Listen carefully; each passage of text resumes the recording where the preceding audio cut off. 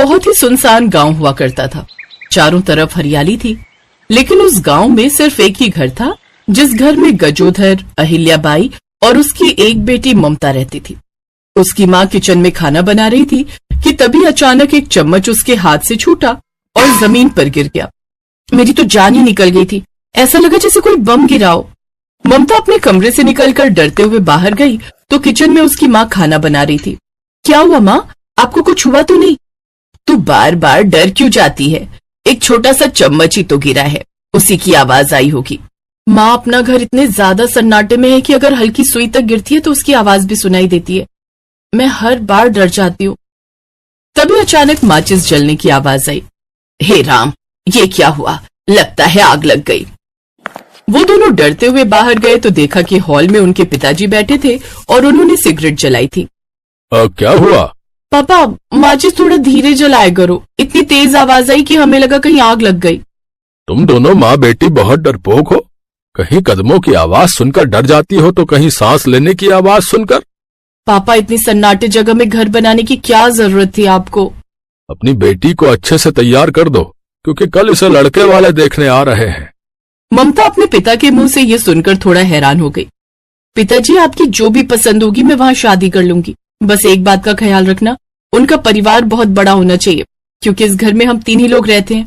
ऊपर से घर में इतना सन्नाटा रहता है कि मुझे जरा सी आवाज सुनकर डर लग जाता है। अब बेटे चिंता मत कर, कल जो परिवार आ रहा है उनका परिवार बहुत बड़ा है। तू सोच भी नहीं सकती, उससे भी ज्यादा बड़ा परिवार है उनका। ये सुनकर ममता खुश हो गई। ममता चाय लेकर आई और इतना बड़ा परिवार देखकर वो बहुत खुश हो गई। पहली बार उसे अपने ही घर में डर नहीं लग रहा था।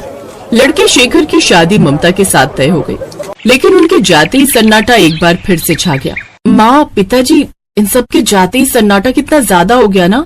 मुझे तो अपनी सांसों की आवाज तक सुनाई दे रही है। कुछ ही महीनों बाद शेखर की शादी ममता के साथ हो गई। शेखर, जब आप मुझे देखने आए थे तो सिर्फ 50 लोग थे। हाँ ममता, दरअसल बात यह है कि बड़े पापा का परिवार और छोटे पापा का परिवार अमेरिका में फंसा हुआ है। किसी वजह से वो शादी में नहीं आ पाए। जब वो लोग आ जाएंगे तो 200 से ज्यादा लोग दिखाई देंगे यहाँ। ये सब सुनकर ममता की खुशी का ठिकाना नहीं रहा।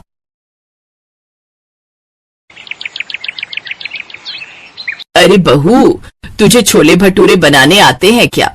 हाँ सासू माँ, मुझे बहुत अच्छे छोले भटूरे बनाने आते हैं। और आपने तो मेरे मन की बात ही छीन ली। मुझे भी छोले भटूरे बहुत पसंद है। फिर तो बहुत अच्छी बात है बेटा। हमारे घर में सभी लोगों को छोले भटूरे बहुत पसंद है, लेकिन बनाना किसी को भी नहीं आता। हर महीने मुझे बाहर से छोले भटूरे मंगाने पड़ते हैं। जल्दी से हम सबके लिए छोले भटूरे बना दे। अरे कोई बात नहीं सासू माँ, आप परेशान मत होइए, बस छोले भटूरे का इंतजार करिए। जीती रहो बहू, तुम्हें पाकर हमारा पूरा परिवार धन्य हो गया। देख रही हो दीदी, हमारी नई देवरानी साहिबा को लग रहा है कि सासू माँ इसे बहुत प्यार करती हैं, लेकिन शायद इसे नहीं पता कि ये हमारे चक्रव्यूह में फंस गई है। तूने बिल्कुल सही कहा माया। भटूरे बनाते बनाते कुछ ही दिनों में इसकी हालत खराब हो जाएगी, तब पता चलेगा इसे। पूरे परिवार के लिए ममता ने छोले भटूरे बनाए। सबके लिए 2-3 भटूरे भी अगर वो बनाती है तब भी लगभग 1000 तो हो ही जाएंगे। सासू माँ, छोले भटूरे तैयार हैं, आप सब लोग बैठ जाइए, हम लोग अभी लेकर आते हैं। सब लोग खाने की टेबल पर बैठ गए, तभी वहां पर उसकी जेठानी आ गई। देवरानी जी, क्या कहा आपने? हम लोग लेकर आते हैं। आज तेरी पहली रसोई है, इसीलिए सबको खाना तू अकेले ही परोसेगी। ये इस घर का नियम है। हमारे साथ भी ऐसा ही हुआ था। कोई बात नहीं जेठानी जी, मुझे पहली बार इतने सारे लोगों के साथ रहने का और उनकी सेवा करने का मौका मिला है। इससे बड़ी खुशी मेरे लिए क्या हो सकती है। ममता ने खुशी खुशी सभी को खाना परोस दिया। पूरे परिवार को छोले भटूरे बहुत पसंद आए। ममता, तेरे हाथ में तो जादू है। आज के बाद इस घर में छोले भटूरे के अलावा कुछ नहीं बनेगा। बिल्कुल सही कहा तुमने भाग्यवान। बहू साक्षात अन्नपूर्णा है। हमारा परिवार जनसंख्या की दृष्टि से तो बहुत आगे है ही, लेकिन लंबी लंबी फेंकने में भी बहुत आगे है।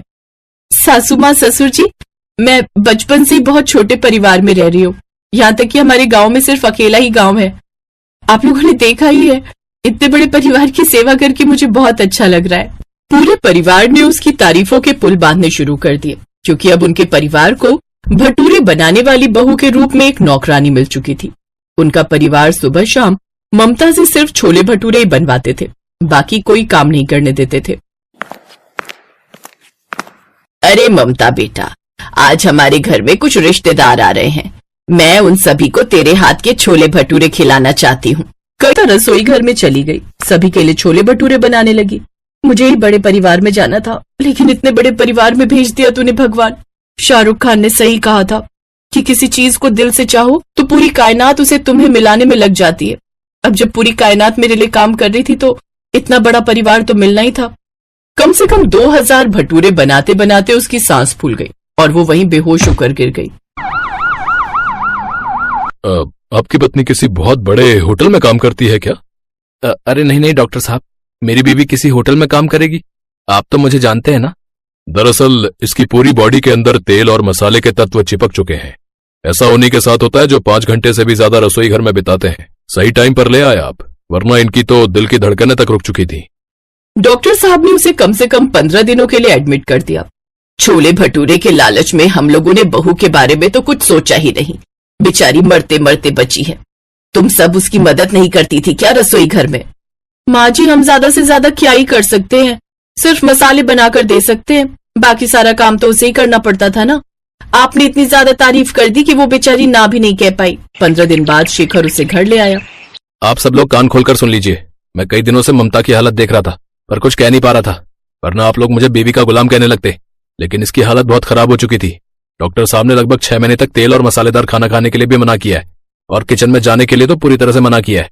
लेकिन पूरे परिवार को पहले ही अपनी गलती का एहसास हो चुका था, इसलिए उसके ससुर ने कहा, बेटा मैं भी तेरी सास की वजह से कुछ नहीं बोल पा रहा था।